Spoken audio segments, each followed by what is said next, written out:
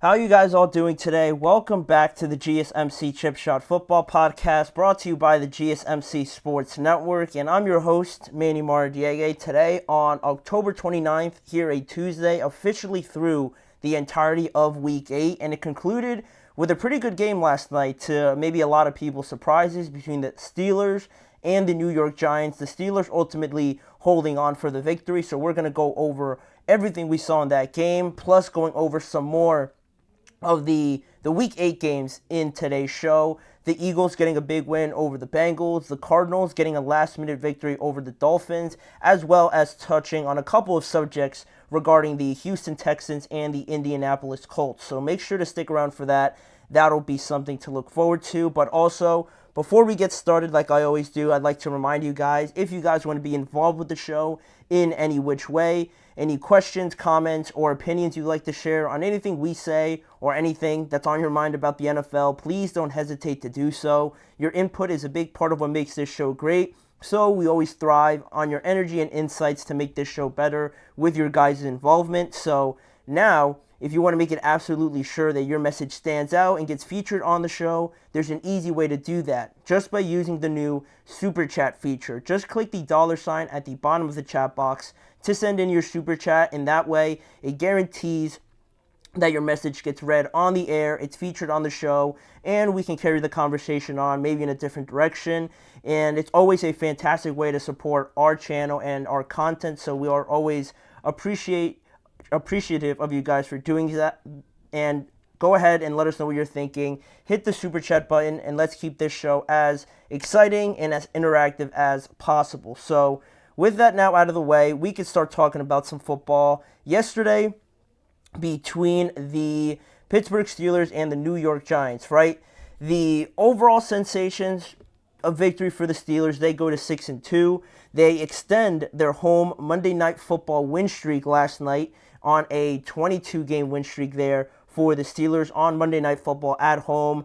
As guaranteed as a victory as you'd think, right? With that long of a streak, I think extending back to 1991, if I'm not mistaken. But in yesterday's game, a 26-18 victory over the New York Giants. The Steelers now go into their bye week this upcoming week at 6-2 and in first place solely of the AFC North, while the Giants, on the other hand, fall to 2-6 with a lot of self-deprecating, self-harming events in this game that, they almost reached a point where you thought, hey, like they could get something going, but it was always a penalty, offensive penalty, and things like that just halted any sort of momentum, in my opinion, just from watching the game. The Giants, put up a good fight, and we mentioned in the preview that, this Giants team is oddly enough, pretty good on the road. Daniel Jones, for whatever reason, plays better on the road. He has better numbers on the road, and they've gotten some pretty big wins away from New York, away from MetLife against the Browns or the Seahawks, right? They probably went into those games as underdogs, or at least even. So for the Giants to play well and surprise a lot of people, this game felt like a trap game, if you will, to some Steelers fans or just anybody watching the game. It got kind of tight, and the first half was pretty tight as well. So, the Steelers ended up pulling out. Also now it's the Steelers' third win in a row, and like I said, they're solely in first place of the division because of the loss that Baltimore had to the hands of the Cleveland Browns. So the Ravens fall to 5-3, and the Steelers are a game ahead of them. And also for the Steelers, not only did they have a great night overall, just by winning the game, but also this was Najee Harris, his third straight game with 100-plus rushing yards. This is the first time in his career that he's done that over 3 straight games. So contract year for Najee, playing very well. It's no secret, no surprise that him playing well opens up the offense a little bit more. Same thing with Russell Wilson, right? We can't fail to mention him with his integration into the offense now. This team is looking pretty well run, especially on the offensive side of the ball, where before, with Justin Fields, they went 4-2, but even still, it felt like the offense almost was there. There were some throws you'd like to have back, but I didn't think Justin played bad or anything like that. I'm still a big fan of Justin, but with Russ, you get that experience. It feels like everything's more under control. And that's what the Steelers need right now with this kind of team that they have. They've been looking for quick, immediate success over the last couple of seasons, and now it looks like they have it with Russell Wilson. So that was great to see. Speaking about Najee Harris before, Tyrone Tracy also had a breakout performance last night to kind of help the Giants stay in it a little bit. Tyrone Tracy had 20 carries, 145 rushing yards, and a touchdown. He also added 2 receptions for 5 yards also, but really he did a lot of his damage in the run game, and without him, without his production, really from the entire Giants team, this game probably would have looked a little bit different. So he had a great night. Darius Slayton had a decent night. 4 receptions for 108 yards. Malik Neighbors, 7 receptions for 71 yards. He definitely needed to get more involved. Like we mentioned also, after the game against Philly, where he wasn't really involved in the game too much, it really was a struggle to get him the ball, but he was very involved now, and unfortunately, there were some chances where he came close to scoring, he was out of bounds and things like that, but there are positive signs with this Giants team. It's just, the fact that a lot of the times they kind of just stumble over themselves and get in their own way. Daniel Jones, 264 yards, an interception, and also he lost a fumble late there in the game. So, not awful numbers by the Giants. And on the other side, Russell Wilson, another solid game, 278 yards passing, a touchdown, which should have really been 3 if they counted the first touchdown, but they called it back for a face mask. And also, I don't know how George Pickens doesn't get his second foot down. There was that funny argument about two right feet down in the end zone should equal, both, or should count the same. But yeah, it was just very odd to see how he avoided touching his left foot down to the ground, and then when he did, it was out of bounds. So credit to Deontay Banks for making that hit on him to kind of carry him out of bounds, but still very odd. Russ, another solid game in my opinion. Najee, like I said, 114 yards on 19 carries. George Pickens had another great game, 4 receptions for 74 yards, and Calvin Austin, I've gone this whole time without mentioning him. He had 2 touchdowns on that punt return. The Steelers special teams show up again. He had a 73-yard return on that play there to kind of break the game open, and then later on Russell found him for his only touchdown pass of the game. So overall, this offense is looking good for the Steelers. Looking at how this game kind of played itself out, the first half had only field goals in it and punts. It was 9-9 at halftime, but Pittsburgh had 2 touchdowns that were called back, like I said. So, you weren't losing, I guess, obviously in the game, but if you're the Steelers at halftime, you're thinking you should be up by at least 15 more points. So that was a bit demoralizing, I guess, for the Steelers, a bit disappointing. But, that second half opened up a lot more when, like we said, Calvin Austin broke the game open with that punt return touchdown, made it 16-9. And the Giants, not sitting back, not just accepting defeat at that point because it was a struggle offensively. They responded right away with their own touchdown. They made it 15-23 when they scored because the Steelers tacked on a couple more points after that. And after another field goal each, the score got up to 18-26 at this point, and then there was a golden chance for the Giants, right? This is where the game got a little bit more exciting. Probably the most excitement that we saw out of the game last night was when Russell tried to run for a first down. The Giants forced the fumble, and they recovered it, and they were right there, right in the red zone or just outside the red zone. And, you're kind of thinking, like, for Russ to make a turnover, for Russ to make a mistake, obviously unintentional, but still, the Giants now have a chance, only being down 8 points. This was a great chance for them, but they squandered that opportunity, or really I should say, TJ Watt, just being the monster that he is, has a one-on-one matchup for whatever reason you couldn't explain or give a valid reason why TJ would ever be one-on-one. He beats Illuminor, the right tackle, and he strip sacks Daniel Jones, and right away he gets the ball back. So, the Giants squandered that opportunity on a great play by TJ, but even still, they forced the Steelers to punt the ball, and they had a chance there towards the end. They were making some pretty big gains on the passing game as well in their last drive, but ultimately, again, it was a bad throw by Daniel Jones, sailed over the head of Devin Singletary, and Beanie Bishop, the undrafted rookie cornerback for the Steelers, gets another interception, just closing out the game at that point. So, yeah, great game for the Steelers. Defensively there to shut the door. But really, like I said, the Giants, the penalties were just ridiculous because the amount of times the Giants got flagged was 11 times compared to the Steelers' 5. And the turnovers were huge, but, the Giants gave it away by providing the Steelers with a fumble recovery that they got and an interception as well. The Giants, created a turnover, and that was their gateway to trying to tie this game up. But, they ended up losing the turnover battle in back-to-back drives by giving the ball away. So, it's just the little things that you'd like to see the Giants fix because they have good players. Dexter Lawrence was creating havoc. Brian Burns was a great acquisition. Tyrone Tracy, looks like he's going to be something special for them. Malik Neighbors, obviously it goes without saying. So they have good players, but they've just, kind of gone in their own way. They're still trying to grow through these things. So next season, it looks like at this point, it's going to be a little better. But lastly here for the Steelers, it's a good record. It's what you'd want if, the quote-unquote easier part of the schedule is already done, in this first half of the year. Now, after your bye week, the real games start.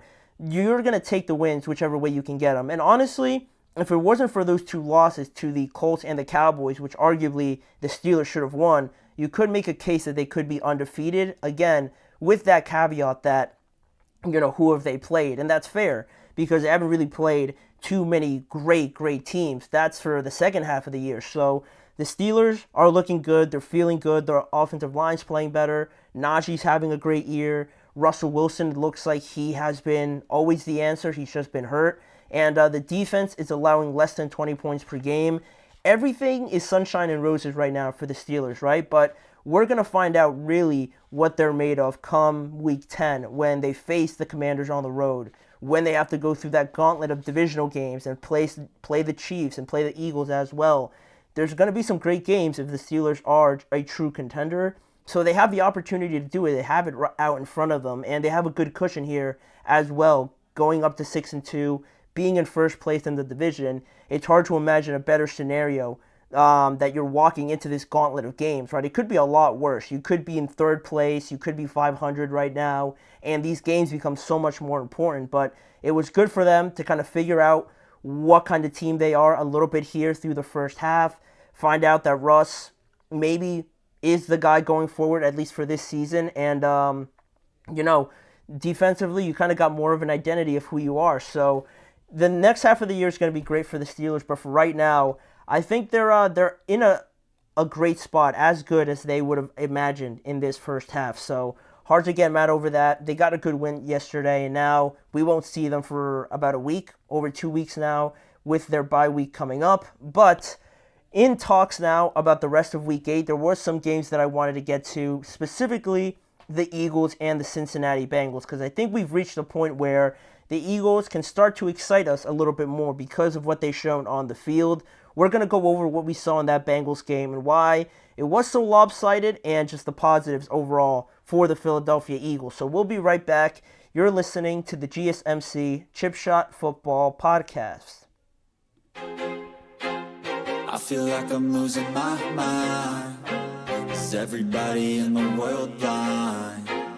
Please, Lord, give me a sign, a sign. I feel like I'm losing my mind. Is everybody in the world blind? Please, Lord, give me a sign, a sign. I wanna be the greatest. Everybody on the fake shit. I look around and feel like everybody is the fakest. I make this every day and I'm impatient, hoping one day I blow up from the basement. Statement, the top is so vacant. I don't hear shit that I think is amazing. Waiting for my day when I'm playing sold out shows for 1,000 faces. Hey, give me that crown, get in my way and to be put down. It ain't your place, all this my town. If I want that shit, then I'll get it right now.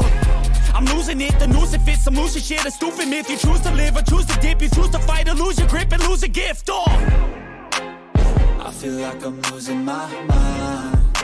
Is everybody in the world blind? Please, Lord, give me a sign, a sign. I feel like I'm losing my mind. Is everybody in the world blind?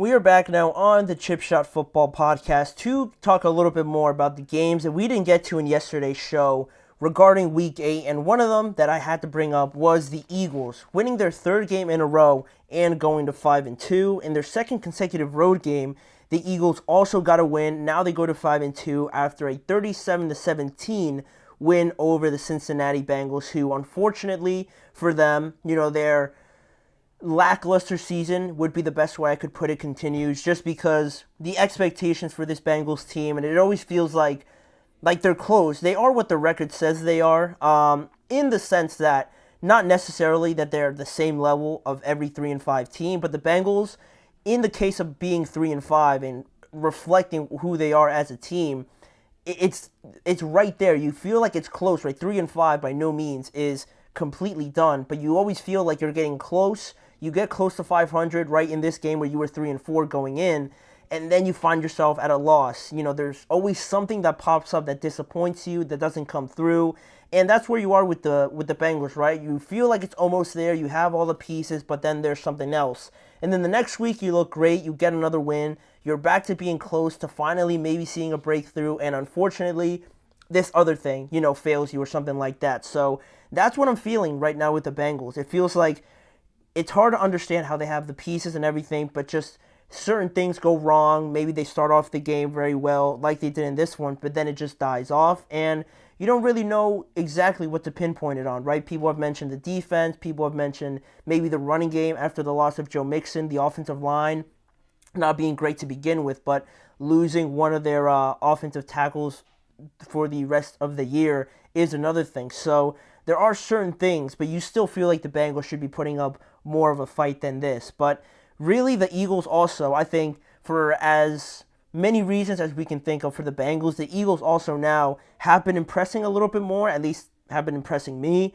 Philadelphia now are on a 3-game win streak with this victory. They're still about a half a game back of Washington for first place in the NFC East. So with those games coming up, I'm sure they play the Commanders soon in one of these games. If I just check real quick, they play the Commanders not this week or the following week, but after that on November 14th. That'll be their first game against them. So they got to keep this pace, trying to keep up with the Commanders that have obviously been the story of the entire season. Jaden Daniels has taken over everything, but the Eagles, don't forget about them. They're still right there, and I think this game is inching me closer to believing that this team is sort of getting there, and I truly believe that because in this game, it took a half before really Philadelphia kind of kicked it into gear, whereas with Cincinnati in this game, they began very well, but then they also just kind of flattened out and couldn't score anymore after a certain time. So with this game, like we've been talking about,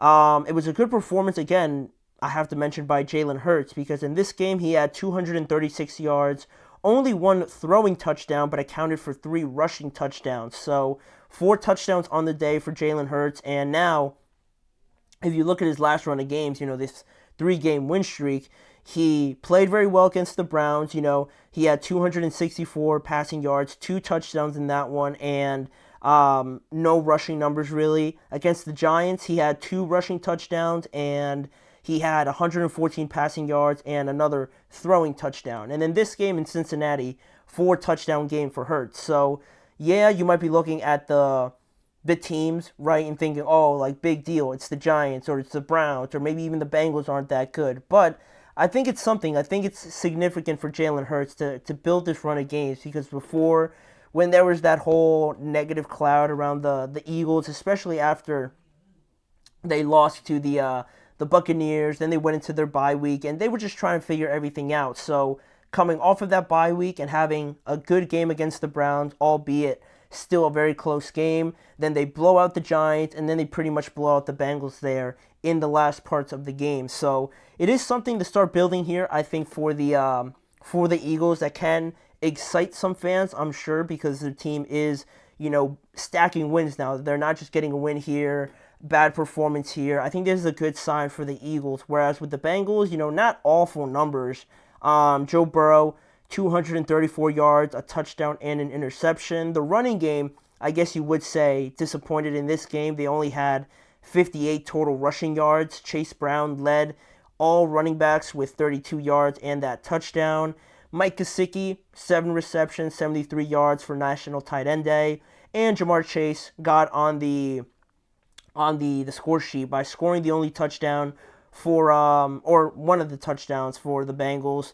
He had 54 yards, 9 receptions, so not a crazy game, but not too bad either as well. But yeah, looking how this game played out and kind of how odd it was a little bit, just because you look at the way that the game started with Cincinnati scoring on their first drive, 17-play, 70-yard drive for the Bengals. You know, it's hard to, in Philadelphia also, or actually, no, excuse me, in Cincinnati, it's hard to start any better than that, right? A dominating drive to kick off the game at home.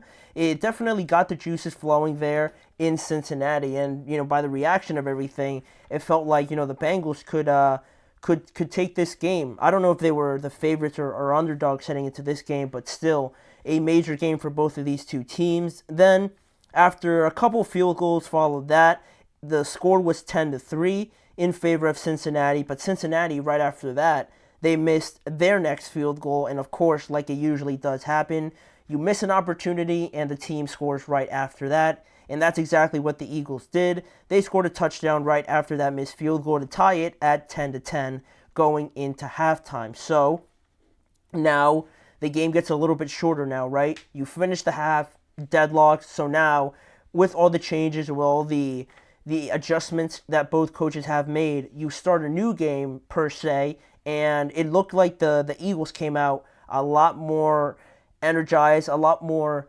disciplined in their execution, because after halftime, obviously, we had 3 straight touchdown drives, 2 by Philadelphia and 1 by Cincinnati. So now the score, when it was 10-10 at halftime, the Eagles jumped out to a lead, actually, 24-17, but still, by no means was the game done, obviously, but the game really changed and really got away from the Bengals, I believe, was when they didn't convert on that 4th down to end the third quarter. And that felt like a big momentum shift. It felt like a demoralizing play where it was a moment where, you know, the Bengals, you know, they just gave up 3, or they gave up just 2 touchdowns to the Eagles, and where they only had 1, and then they punted away another drive that they have. But at that point, you're trying to keep pace, and you don't convert on a play that, right from the start, it looked like Cooper DeJean, the second-round rookie for the Eagles, read it pretty well, so credit to him. But also, it just never looked like it was going to develop into something. You know, you want to get Jamar the ball, obviously, in those big moments, but it was pretty evident that the Eagles knew what was coming. They knew it was going to Jamar, and Cooper DeJean made a great play, and they stopped him. They stopped him on that drive, and then right after that, Philadelphia goes on to get 2 more field goals and a touchdown. The touchdown drive was a 12-play, 85-yard drive, and after those 2 field goals as well, it just ballooned to 17-37, obviously, the final score. And I didn't mention also that touchdown that the Eagles scored killed about 8 minutes off of the game clock in the 4th quarter. So you have the Bengals missing an opportunity to potentially tie the game or to continue their drive to try and tie the game, right? But you don't get it, you fail that conversion, and the Eagles kill the rest of the time, and on top of that, they score a touchdown and those 2 other field goals as well. So it wasn't until after, you know, that 4th down conversion, you know, it became 37-17, right? But from that point on, you know, the Bengals offense really died off from there.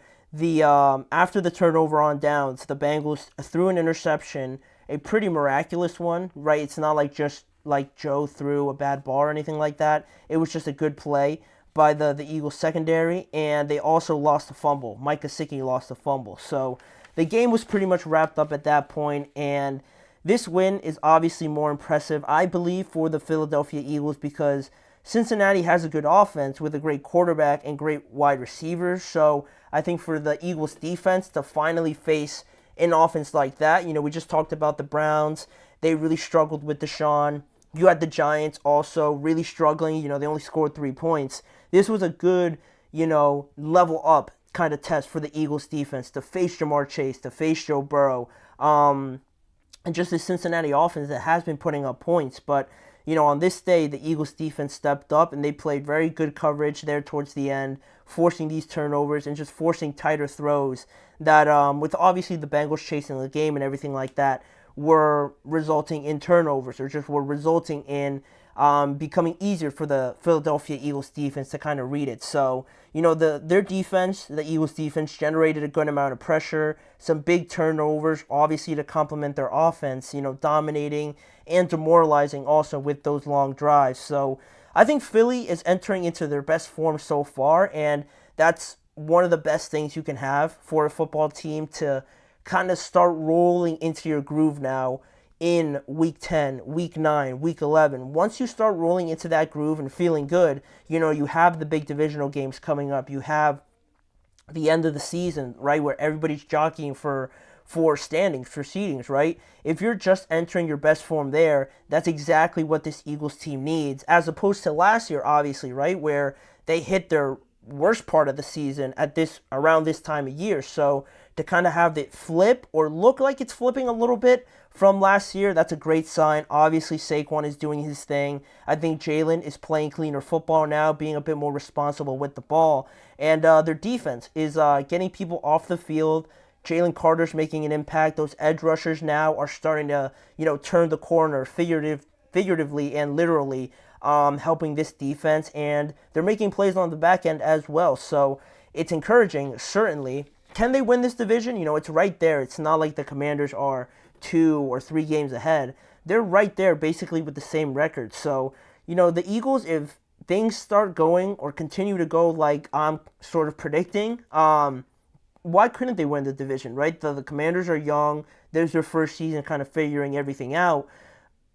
The Eagles have been here. They've won the division before, and they have all the talent in the world to do so. So I think this is a good sign here for Eagles fans to kind of start getting excited about this because they have a good team. The issue has always been the coaching or the distractions or the relationships off of the field. And it looks like they've kind of put all those things to bed. And now they're just left with a very good and talented team. So they're only going to continue to get better, which is also another great sign. So it starts with the win that they had and in a pretty good game for them as well. So that was the Eagles. So from one bird team, we're going to go to another bird team in the Arizona Cardinals, getting their own big win over the Miami Dolphins in Miami, spoiling Tua's return. We're going to go into that. A very close game. One that maybe not a lot of people tuned into, but they missed certainly a great game by the Cardinals and just overall, just for entertainment purposes. So we're going to talk about that and discuss how good this Arizona team really is, and also are the Miami Dolphins done officially for 2024. So we'll be right back with those two questions after this break. Looking for your daily fix of sports talk without having to pay for it? GSMC Sports Network is available on YouTube. Just search GSMC Sports Network. Get your fix of daily sports talk shows on YouTube, absolutely free. NFL, college football, NBA, MLB, MMA, UFC, fantasy football, and so much more. GSMC Sports Network has shows running all day long, with new sports shows starting every 2 hours. Just like on your favorite cable sports channel, except GSMC Sports Network is absolutely free. Just search GSMC Sports Network on YouTube to catch one of your new favorite shows, like the GSMC College Football Podcast, Chip Shot Football Podcast, Hoops and Heels Women's Sports Podcast, GSMC Basketball Podcast, and so many more. Check it out for yourself. GSMC Sports Network, now available on YouTube absolutely free. Search GSMC Sports Network on YouTube right now.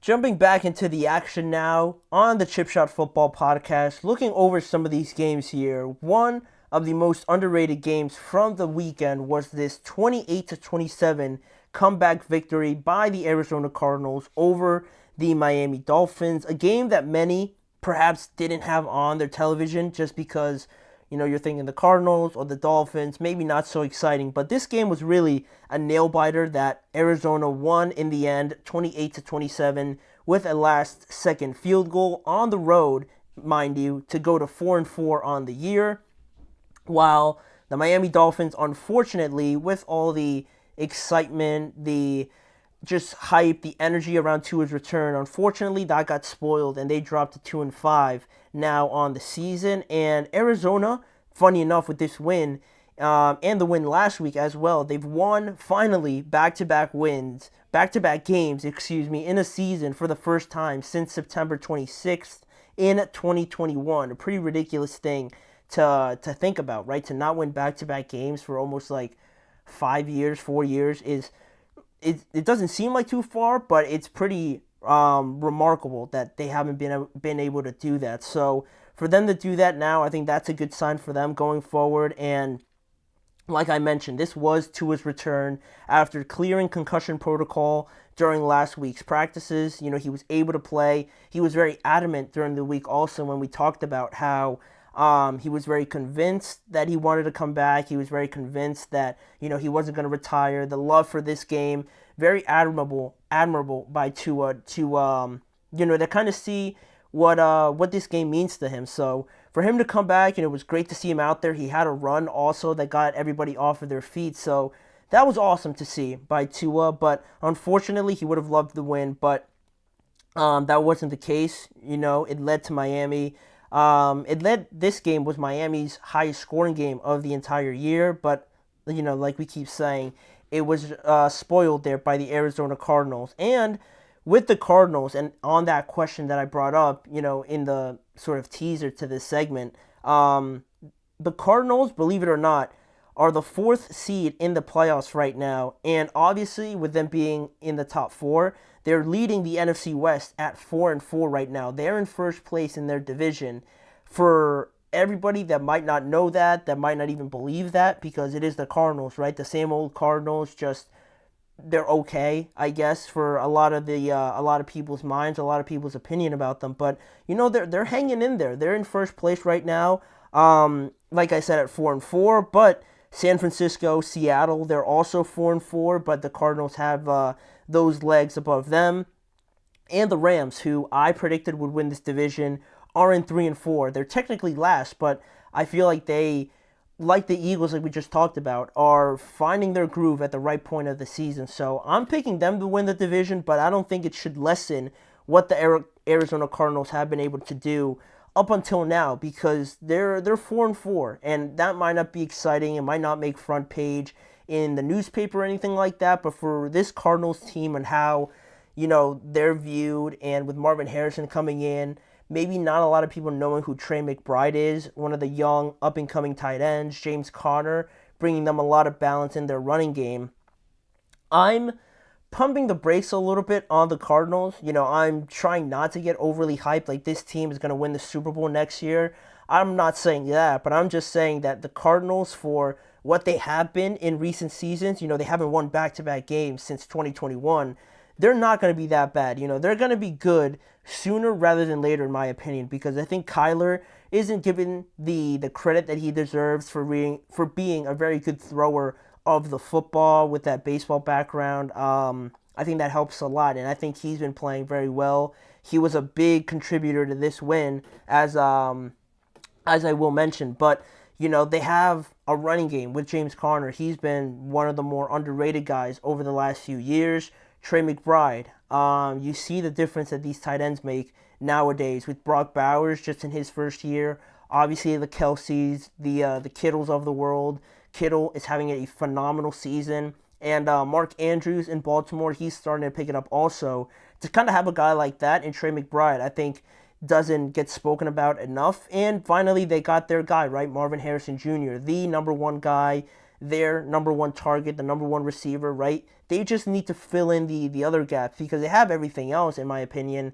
And obviously the defense, right? I think they need a solid piece there to add on to, Budda Baker and guys like that. So they're not just like the same old Cardinals. They're just going to be stuck in neutral, in just the same old all-right team. They're going to be good. They're going to be good sooner rather than later. I like what Jonathan Gannon's doing, and I think it just showed in this game, right? Kind of proving to people that they're not just going to roll over, because they definitely could have in this game, but they kept fighting. They kept, trying to come back in this game, and they were successful in doing so. And the Cardinals in this game, talking about Kyler Murray, he had 307 yards, 2 touchdowns, and he added 19 rushing yards, a QB rating of 116, very good for any quarterback. And passing wise, for those 300 yards, Trey McBride had 9 receptions on National Tight End Day for 124 yards.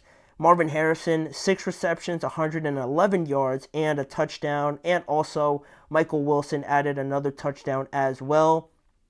And James Conner, maybe not the most gaudy numbers, but he had 20 carries, 53 yards, and a touchdown. Solid games offensively for them. And they made big stops when they needed to. And also, on the other side, the Dolphins didn't play a bad game. This was their highest scoring game of the entire year. And they had 234 yards, a touchdown. Devon Achane, 97 yards, 10 carries. Raheem Mostert was the one that found the end zone rushing with 2 of them, but Devon Achane got in the end zone with a pass. And Tyreek Hill finally back on the map with 6 receptions for 72 yards. Not a bad game, but just the Cardinals, I feel like, stepped up to this game and just executed better down the line. And also, with this game and how it all sort of broke down here, just quickly, the Dolphins had it going to start this game off. They were off to a 10-0 lead, and Arizona made it close at one point, 10-7, after that touchdown to Michael Wilson. But Miami added a field goal. They added a field goal, and it also added that field goal to make it 13-7 into halftime. Then Miami, not only did they take the lead into halftime by basically almost a touchdown, they also extended the lead even more and made it 20-10 after the Cardinals got another field goal. And, it was starting to, it felt like pull away from the Cardinals at that point, but Arizona got it going after it's just a bad play by the Dolphins. It was a high snap that went over to his head. He tried to push it out of bounds, and he almost completely whiffed and failed on it. But luckily for him, it did roll out of the back of the end zone, and the Cardinals got that spark, right? They got the safety. They got the ball back after they punted it to them. And, the Cardinals took that punt, and they went down and scored off of that, but failed on the 2-point conversion. So, at that point, the Arizona Cardinals were trailing 20-18. So, it is right there for a game that, you're feeling is starting to pull away from you. Then, boom, you get a mishandled snap, safety. You score off of that, and then you're right back in it in a new ball game. So, still, though, Miami, I'm sure we're feeling like, we're still in control of this game. We just had a bad play, and they took advantage of it. Let's go out there and respond. And that's exactly what they did. They went down and scored a touchdown. Raheem Mostert got his second of the day with 12 minutes left in the fourth quarter. They're down, or now they're up by 9 points at this point, the Miami Dolphins, with, like I said, 12 minutes left. So basically a good amount of the quarter left, but 9 points for Miami to be at home and give that up in the fourth quarter was looking a little bit tough. But, of course, Arizona scored with 8 minutes left still in the fourth quarter, so they scored very quickly, only taking up about 4 minutes. And now the score is 27-25. And even then, you're thinking Miami must have something here to respond with. But Arizona's defense, for the one time in this game that they needed them to, they forced the Dolphins to punt away the ball. And from that point on, it's not like there was like a minute left. Arizona, for what turned out to be the last drive of the game, put together a 13-play, 73-yard drive that killed the last 5 minutes of this game. So, for an offense for a game where the Cardinals were battling back, they had their best drive. They had their best 2 series of the game where their defense came up with a big stop, got the ball back quickly, and their offense just flawless drive to kill off the last 5 minutes, and they ended up scoring that last-second field goal, right, to take the 3 points and win by 1 point, 28-27. So, with that now being the case, as much as it was for Arizona a massive win for them, I think this was a pretty big loss for the Dolphins as well. I didn't really see too much from this team going forward. And I mentioned that if they lost this game, they were one of my picks to kind of, wrap up the season, or at least really consider it, because they're sitting at 2-5 right now. And you might feel from after seeing this game that that this offense, you believe in this offense again with Tua coming back. Tyreek looked great, Jalen Waddle obviously, and Devon A-Chain, but you're still 2-5 in an AFC conference that's very tight. That is going to be very tight over the last couple of weeks. And you look at this Dolphins schedule, you look at the Bills game, that's their next game up. They're probably going to lose. Then they play the Rams, who are playing just as good as anybody, I believe. They're probably going to lose that game too, so they're going to be 2-7 at that point. And for you to be in 2-7, you have the last 7 to 8 games left. You'd have to win a good amount of those games and be maybe 9-8 or 10-7 or something like that. And I just don't see that happening for this Dolphins team. While they have shown some good signs, it's hard for me to believe that they're just going to turn it on quickly and roll out a great stretch of games. I don't really see it. So this game, while it was exciting for Arizona, I've said that they're showing good signs here to kind of emphasize the fact that they're going to be pretty good in the next couple years, or maybe 1 year. But this loss for the Dolphins definitely hurts, and I feel like it's not going to be enough. I think it's going to be too little too late for them now going forward. And looking at it, even still with the playoffs and everything like that here, it's the last thing I'll mention. Maybe you're thinking 7th seed, but you look at the Chargers, they have that spot right now, and I don't see them, kind of falling off the face of the earth. And then you look at the number 8 spot, maybe to give you some hope. That's where the Colts sit, and I don't think they're just going to fall off either. They just announced today that Joe Flacco is going to be back in there as their starter, so I don't think that's just going to make them lose the next 5 games. So it's hard for the Dolphins to kind of squeeze in there now. They're going to need a lot of help, and I don't see it coming this year. So, they might have to ponder over their long-term view on this season and going forward. But great win by the Cardinals. They're going to be a force to be reckoned with. And maybe if they make the playoffs, that's going to be a huge win for the Cardinals, right? They're not going to win the division. I've already said that's going to be the Rams. But, the Cardinals, if they fight for a playoff spot and somehow get one, that alone is going to be a massive win for this team and give them great confidence going forward with this project for Jonathan Gannon. So, great win for the Cardinals. But now, speaking about great wins, we're going to move on and talk about the Houston Texans, a divisional game against the Indianapolis Colts, who we just mentioned. The Texans sweep the Colts. They go to 6-2, but with a lot of major losses for the Colts, and also some things to talk about here for the Indianapolis Colts as well. So we'll be right back after a short break with the Colts and Texans game.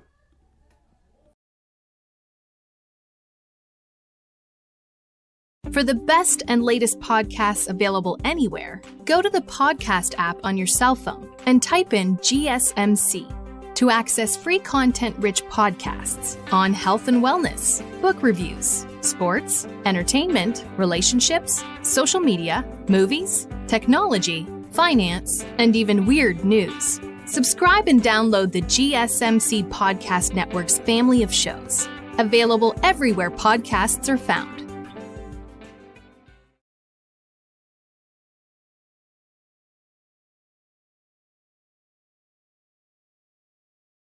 We are back now on the show to continue looking over some of the games from this past week in Week 8 and talking about some of the events that occurred in some of these pretty massive games. Because looking at this game now, the Texans and the Indianapolis Colts, Houston and Indy met for the second time on Sunday. And again, same result as the first time. Houston won in the same way by narrow margins. This time Houston won 23-20. To stay on top of the AFC South, and now they go to 6-2, sole possession of the division, while the Indianapolis Colts drop to 4-4. Looking at both of these games and how close the Colts played the Texans, who everybody, including myself, are very high on, and they have all the talent. They are looked upon as the favorite to not only win this division, but be one of the major contenders. The Colts have played them very well, so to kind of harp on my point before, relating it to the Dolphins. The Colts, they're not a bad team. They're 4-4. I think the record's a little bit unfair. I'm sure they'd love the Jaguars game back, but they are what they are right now. But they're by far not a bad team. So because of that, you look at these two contests over week 1 and now just this past week between the Texans and the Colts. They both games have been decided by a total of 5 points. It was 29-27 in week 1 in Indy, and this time the game was only decided by 3 points. So they've been right there. They've been playing the Colts. They've been playing up to the Texans, their competition. So it is good to see by the Colts, but still, looking at this game a little bit more, Joe Mixon was a big factor in this one once again, because you look at his week 1 performance against the Colts, and in week 1, he had 30 carries for 159 yard impact. He had 25 carries, 102 yards, and a touchdown. He's the first player in NFL history to have at least 100 yards rushing and a touchdown rushing as well in 4 of his first 5 games with a new team. So, I think it's fair to say that the acquisition of Joe Mixon has been one of, if not the most important, certainly for the Texans, but one of the most impactful ones for just the entire NFL, for all the transactions and additions we've seen. He's been everything that the Texans would have wanted and more. So great for the Texans to have him, because like we said on the teaser a little bit, how the Colts now they're dealing with some losses, because it was announced today that Stephon Diggs officially has torn his ACL, and in a moment where the Texans are not trying to get by because they have good players, but they're without Nico Collins, they were without Joe Mixon for a while, so you were looking to get back to the point where everybody was back together again. We could see this Texans offense for what it really was, and now you get this news on Tuesday to really put a damper in everything, because obviously Stephon's not coming back this year, and Nico should be out at least 1 more week, if not 2, before he's back. So the Texans have now, from what was this high-powered, fully stacked up offense, now they're without Stephon, and Nico and Tank were, I'm assuming, the original plan, right, after their rookie years, to come in and have a bigger role. Obviously, with Stephon Diggs coming in, you have to involve him. So Tank Dell hasn't really been as involved as I would have liked or expected, but maybe now this is an opportunity for him. He scored in this game as well, and this could be yet another opening for him to kind of step into this limelight and take that jump like Nico Collins did just last year. I'm still waiting for that jump from Tank Dell, so hopefully he could take advantage of this opportunity now to get more targets, but certainly a bad piece of news for the Texans, for Stephon Diggs too, which he seemed uber motivated this year to kind of go out there and prove a point on a new team, and kind of be on a really good contending team also, right? But unfortunately, he tears his ACL, so he will not be back for the Texans. And also, how that affects free agency a little bit, because he isn't guaranteed to stay there. So how that all plans out will be something, to talk about later on. But on this game and looking at the performances, CJ Stroud had a bounce-back game from last week where he only threw for like 86 yards.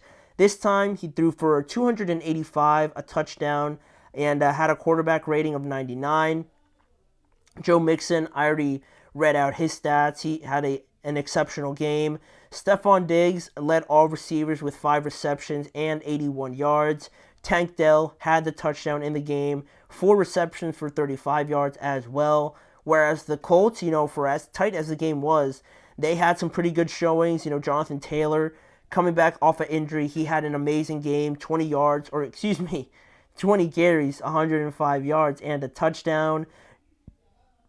Josh Downs had a good game, 4 receptions, 109 yards, and a touchdown for him as well. So the Colts, both defenses too, playing a big part in the result overall. So from the statistical standpoint, there wasn't anything that really stood out that you're thinking, oh, like this was the reason that they lost. But looking at the moments in this game and the scenarios and just what happened in this game overall, looking at it in the first half, there was a very tight contested game between both of them, just responding to one another. That seemed to be the theme of the first half because the one team scored a field goal, the other team answered. It was 3-3.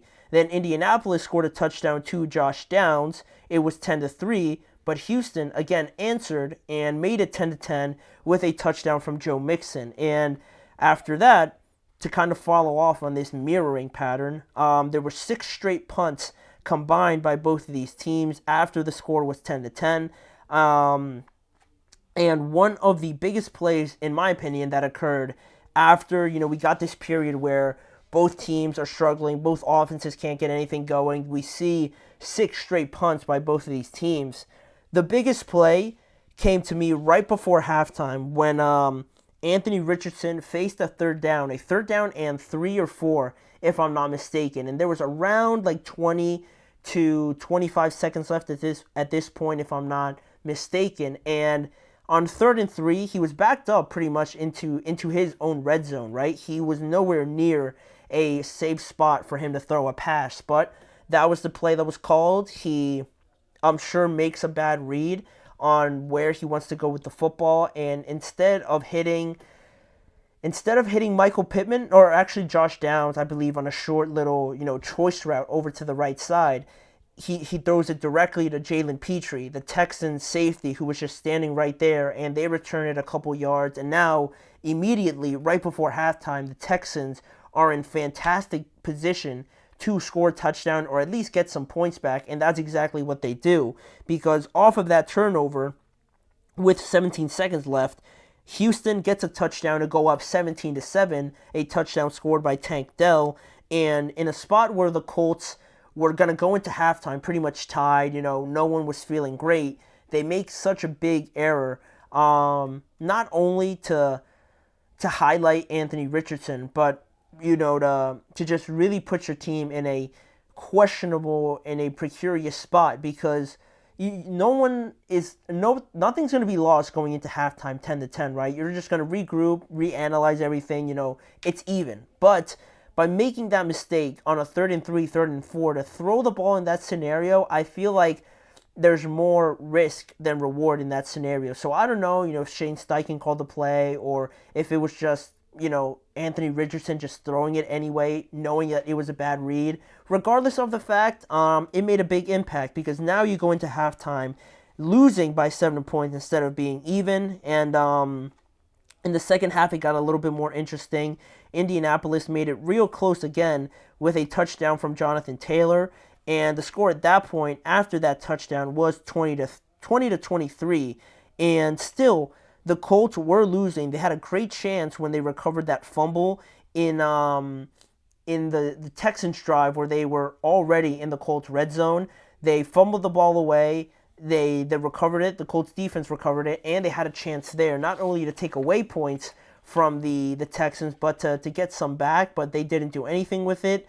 But even still, the Colts had a chance in this game to only need a field goal, because they forced the Texans to punt again. So Indianapolis was going to have the ball last. They only needed a field goal, and there were still 54 seconds left. But ultimately, nothing really came about this drive, and they even couldn't get the Hail Mary off, because I believe it was Danielle Hunter who came in and sacked Anthony Richardson again, or it was somebody getting to him before he can unload the Hail Mary ball. So yeah, the Colts lose a pretty big game here, 23-20, and Anthony Richardson's struggles do kind of shine a little bit here, because at one point in the first half, I think he was like 2 for 15 or something like that, which, we're not going to get into the whole Anthony Richardson situation on whether or not, he's looking like a bust or anything like that. I think it's still way too early.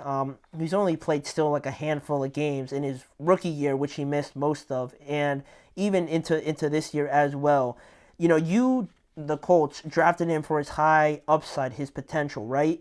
So, it's logical to think that you need to play him for him to get this experience, get better, and learn off of things like that. But also, with the news that just broke today about Joe Flacco now starting, I believe that could be something that does benefit Anthony Richardson because he hasn't really been playing lights out this season, and there has been some frustrations, especially with Joe Flacco, just sitting there.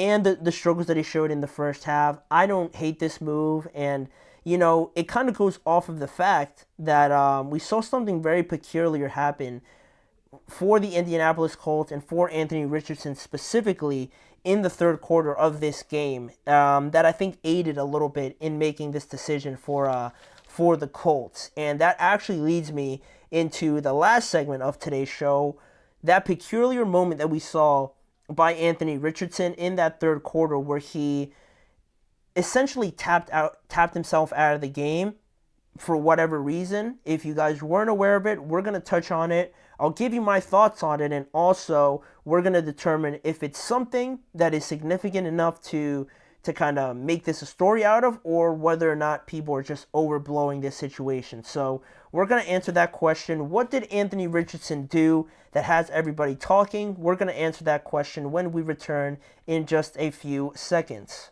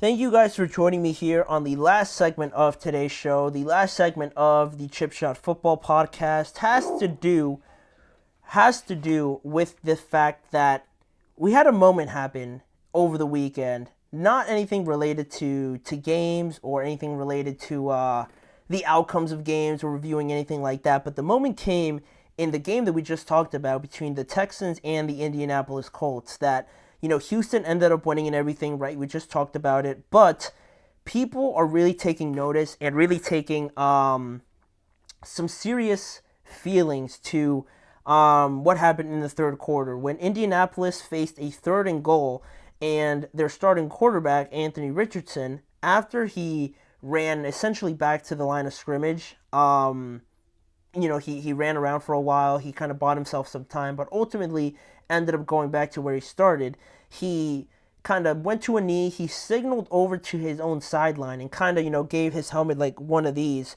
signaling. I'm assuming, I haven't played football, but from what everyone's saying, it's a signal to kind of let them know that he needs to come out of the game, essentially, right? He needs to take a play, usually, signifying that there's an injury or he has something that's not feeling right to be taken out of the game, right? To tap his helmet like that. But live, looking at it live, it would appear that maybe he was hurt or something like that. Maybe he felt something in his hamstring or something like that. You don't know. But instead, after the game, because it was such a big moment in the game, 3rd and goal for the starting quarterback not to be out there, they had to ask Anthony Richardson about it, right? Obviously, logically, and he gave the honest answer, right?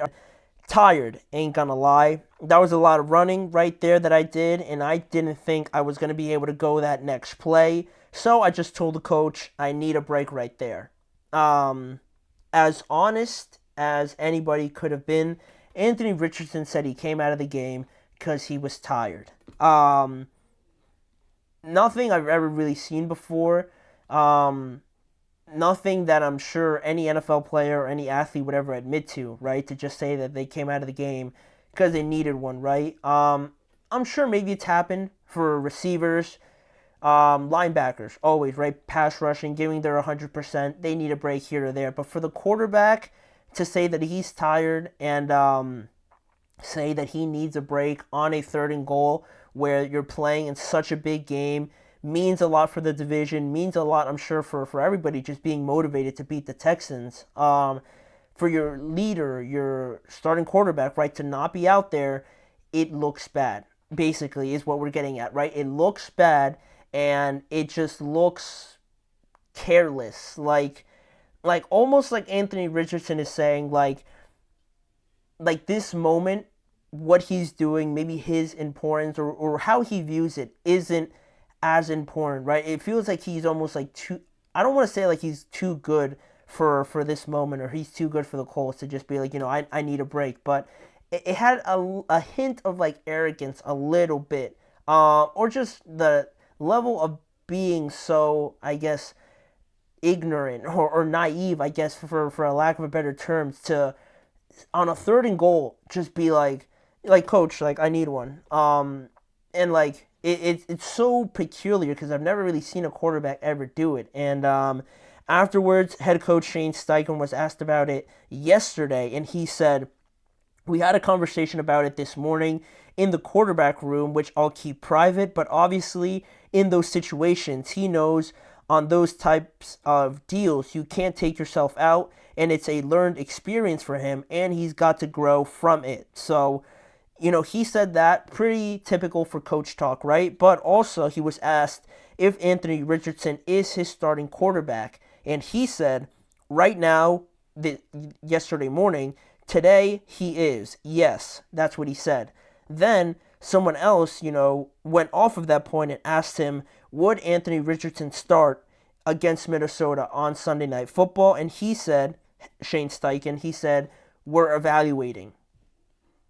Enough said there, right? Especially with what we heard today, right? Joe Flacco going to be the starting quarterback now for the Colts.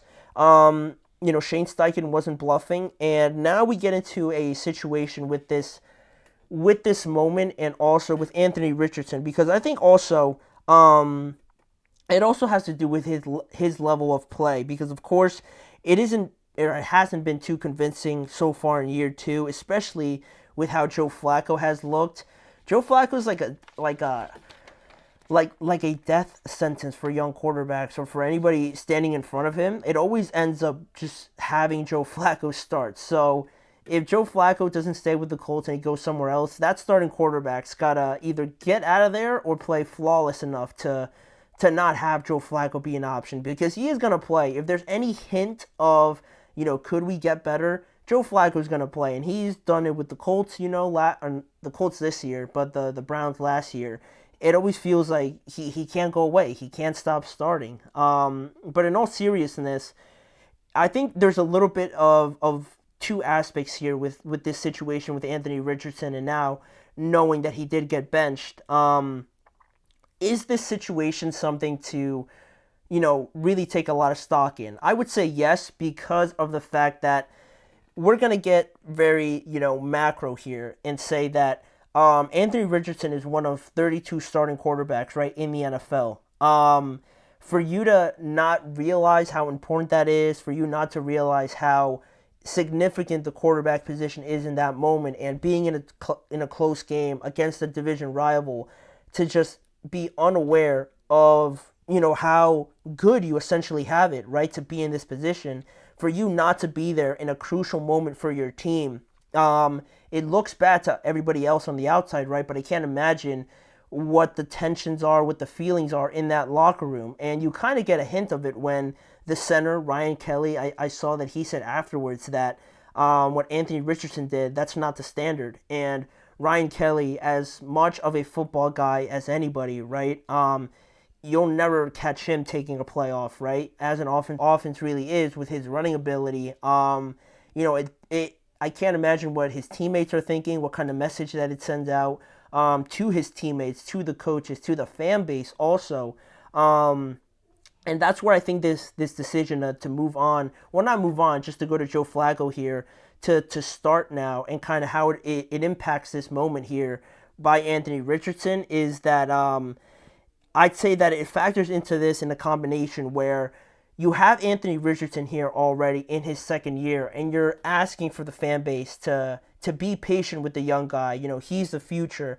He's going to get it. He needs these experiences, right? But also knowing how fans are, being so impatient, wanting results. He's at 44% so far this year. He's averaging 159 yards per game passing, which is 34th in the NFL. And again, there's 32 starting quarterbacks. So for him to be 34th is backup level, honestly, right now. And he's tied for third with 7 interceptions, and he only has 4 touchdowns throwing the ball. So you understand as a fan, right? And I think they're the ones that I think this matters to the most, rightly so. Because you're looking at this quarterback where you want to give him time, right? You hear that you need to be patient with him. He's going to play better. He's not looking great right now, but he's the future. He's the guy going forward. So you're already kind of teetering on the balance of, get this guy out of here because he's not playing well, or buying time, buying into him. He's going to be the future, right? And then when you see a moment like this, where you see him kind of send a bad message, send a bad look to the fan bases, the teammates, and everything like that, and you see him just say, you know what, I'm tired. I'm just going to take a break, guys. Like 3rd and goal, it's all right for me to step away, right? You relate it to other jobs, right? Where, not directly to other jobs, but just in the sense that you have such a big moment, a critical point in your profession, right? Would the boss or the leader of that organization, or yourself in a position in your job, when you have a critical deadline or a critical event or a critical day for your business or your job that you work at, would you go up to your boss, or would you go up to everybody that is putting in a lot of work to make this event or day, whatever the case may be, the best it could be?Uld you say, from a leadership standpoint, be like, you know what, I'm going to take a break here. I'm not going to be able to make it for this important date. I'm feeling a little bit tired, right? You wouldn't say that. And if you did, and on top of that, you're not performing well at your job, you look at the fans now and you're thinking, we're the ones being told to be patient with this guy. We're going to be patient with him. We're going to be all right with him throwing more interceptions than touchdowns, not being particularly accurate, not really throwing for a lot of yards each game. We're going to swallow that pill and just watch the growing pains, right? And then you see the quarterback himself be like, you know what, I'm tired. I'm going to take a break.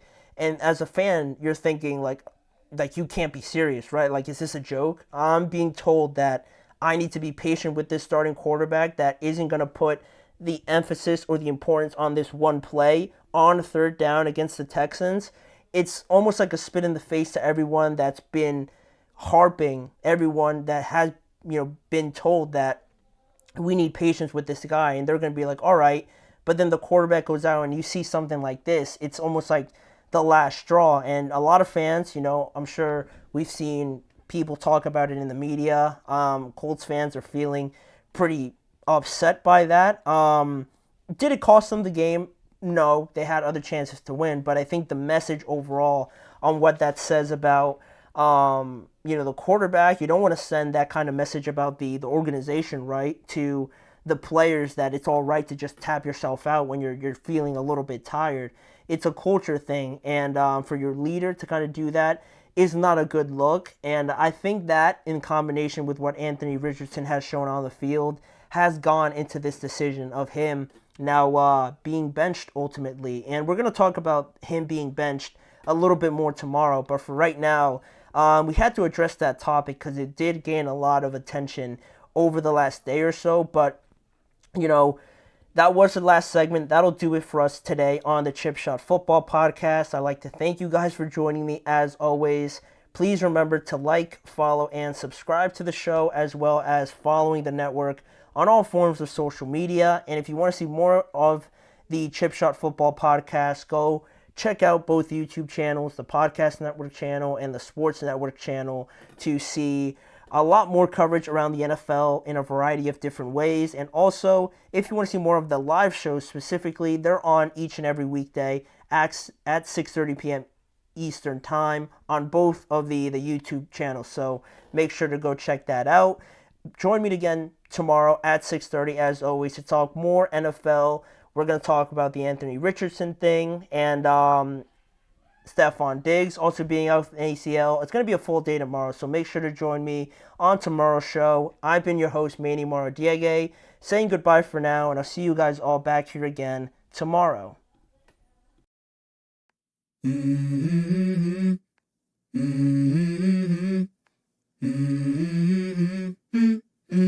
Let's go. I wake up to a little bit of drool on my pillow, feel like it's gonna be a bad day. Yeah, I'm tired of shit, and the coffee ain't hit yet, damn.